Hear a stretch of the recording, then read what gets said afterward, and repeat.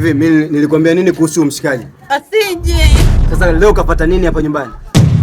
Kaja kumuona mtoto. Mtoto yuko wapi sasa?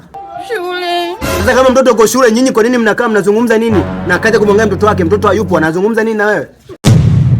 Nilikwambiaje kuhusu kufika hapa nyumbani kwangu? Ndio kuangalia familia yangu, ndio kuangalia mwanangu, ndio kuangalia mtoto wangu, Sasa mtoto hayupo, unamwangalia nani? Mtisha. Mjomba, wewe huyu alishakuwa mke wako zamani, au sio? Sasa hivi ni mke wangu mimi, yupo kwenye miliki yangu mimi. Kuhusu mtoto wako ni sawa, mtoto ni wa kwako na umezaa naye. Sikukatazi kumwangalia mtoto wako, lakini nimekukataza kuja kumfuata hapa mtoto wako. Kama unataka mtoto wako, piga simu, uletewe huko ulipo, ucheze na mtoto wako kisha utamrudisha. Sitaki uje nyumbani kwangu, alafu mnakuja unaongea na mke wangu, unajimilikisha. Unaongea sana kijana.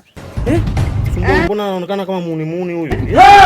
Huyu anaweza kaenda South Africa kaacha familia huyu. Kweli huyu anaenda kalea familia kweli huyu?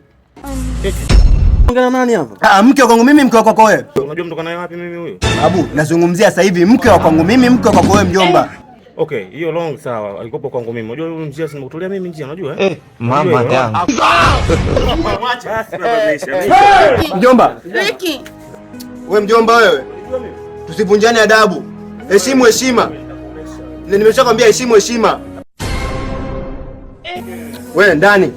Pumbavu. Udo bye.